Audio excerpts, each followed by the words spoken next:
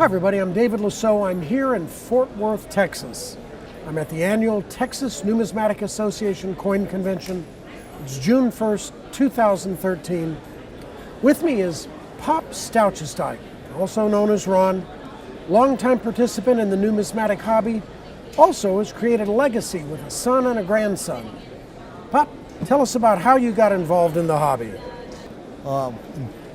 I started collecting back in about 1948. My grandfather had a tin of old coins like everybody has, and when I used to go over, being of an old Dutch descent, the kids were not to be seen and talked to, so I always wind up in the kitchen with this can of coins to play with on the table.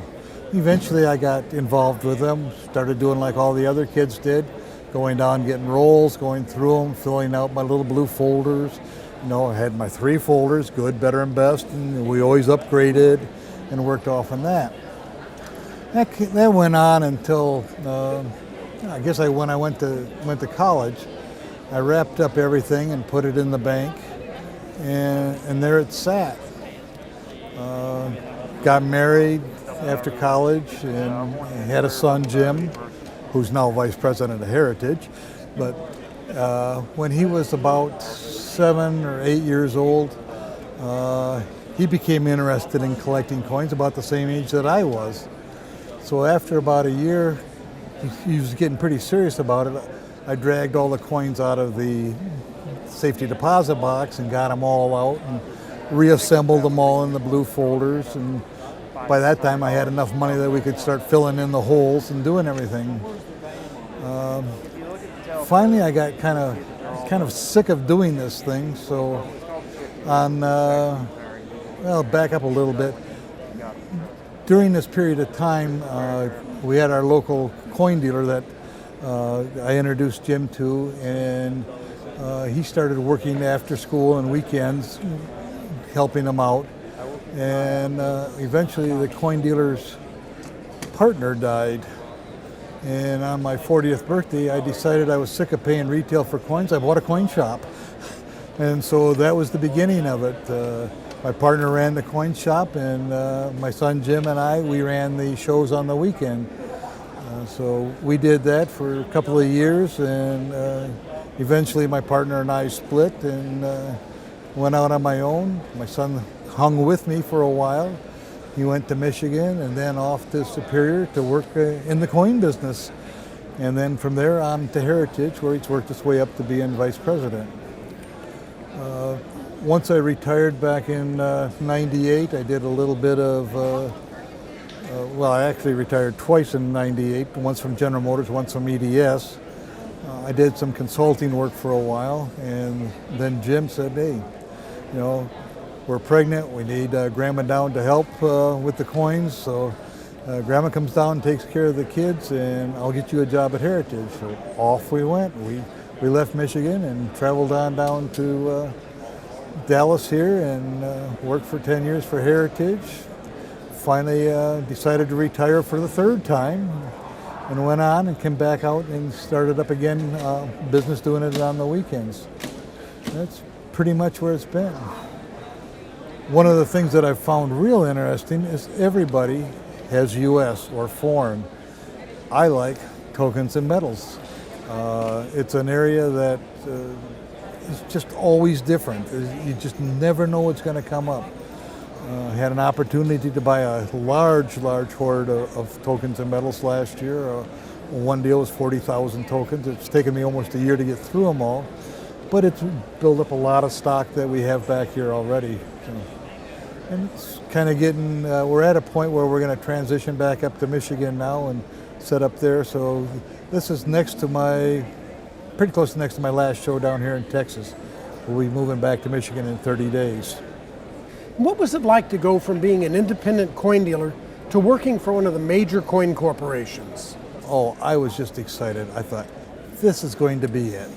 I'm going to work for the largest coin firm. I'm going to get all the best practices. If I ever go back out on my own, I'm going to know just exactly what to do and how to do it. Little did I know that really all it took was a lot of money. There may be a limited amount of best practices in that business. Tell me your best coin deal, your most interesting coin deal you ever did. Kind of hard to say. There's been, I've been in business since 1980, 33 years. There's big ones, little ones come along. Sometimes you're taken, sometimes there's something exciting that turns up that you didn't even see when you bought it. It's just hard to say. A couple of times I've had deals where people have walked up and bought the entire contents of my showcase. And one of them happened just this past April with the downturn in the metals market. We had a lot of people looking, and I had a doctor come up and buy my entire case of gold, which was probably my largest sale ever individually for my business. In all your dealings in numismatics, what have you learned about human nature? You always got to be fair and honest with the people. You know, if you cheat them or scam them, you may make some money now, but you'll never do it again. The better thing is to just be fair and honest with them. Sometimes you make money, sometimes you don't make money, but they're going to come back and they're going to deal with you. I've got, with these tokens here, I've had just boxes and boxes of tokens fly out of here this last couple of days because of repeat business. I try to treat the people fair and honest with them, and they keep coming back. I mean, it's the way you build a business. You can't flim-flam the people. You got to be just upfront and honest with them. I have to ask you about your son, Jim. I know him too. He's a very fine fellow. Tell me, how did he get into numismatics, and what did you do to help him? Well, like I said earlier, when he was 7, he started getting an interest in it, and I got him involved in the ANA, Michigan State, Central States group, and he started exhibiting when he was maybe 10 or 11, putting together exhibits when he was a junior. And we would travel all over, not only the Michigan shows and the Indiana shows and that type of thing, but the National ANA show. And he wound up being YN of the Year for the ANA, the YN of the Year for the Michigan State shows, overall winners on the exhibits. We had one of the bedrooms after my oldest son left that I had converted into an office. We had the entire walls, on all 3 walls of the room, filled with the awards that he had won. There was a lady called Florence Shook that ran up Michigan State, very powerful in that, and the ANA. Jim was one of her darlings, and she pushed him and opened up opportunities. So after he got out of Michigan, she paved the way, along with the vice president of Michigan, to get him a job at Superior Coins out in Beverly Hills, where he was at the 90210 location for a couple of years until Heritage pirated him away and brought him over to Dallas. He worked his way up, and now he's vice president of numismatics for Heritage. The nice part about it is that I have a grandson. He's just turned 16, has the same burning passion for coins. He looks just like his Uncle Jim. Everybody on the circuit, when I travel with him, he's been traveling with me now for 4 years, calls him Jim. He takes that as a compliment. And he's taken over the foreign coin area. He likes that better than the U.S. and the tokens. He's doing very well with that, and it's financing him through school right now. So I've got my 3rd generation going, and I'm real proud of it. Tell me about your mother and father. Well, my grandparents were immigrants from the Netherlands. My mother was an orphan. She lost both of her parents during the Depression, and so she was raised by her older sister.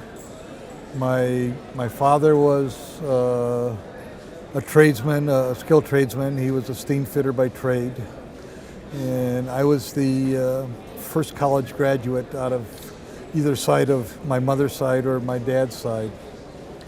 And I think the whole thing goes back to my grandfather, my paternal grandfather, made a living however he could. And his job was, or what he did is he went into burned out houses and took the metals out of them, and he scrapped out old cars and split the metals out of the old cars and then traded them into the junkyards. I can remember going in his old garage where he worked at it and seeing all the old star emblems and all of that kind of memorabilia from the early automobiles that were lining the wall. It was just like a treasure trove. It was kind of a neat thing. He never had a lot of money, but they made good, honest work people. And Pop, how would you like to be remembered? I really want the legacy of my son and grandson. That's everything I work for. Pop, thank you so much for talking with me. I really appreciate you sharing about your background in numismatics and about your family. Everybody, I'm David Lasso here in Fort Worth, Texas at the TNA convention. We'll see you at the next one.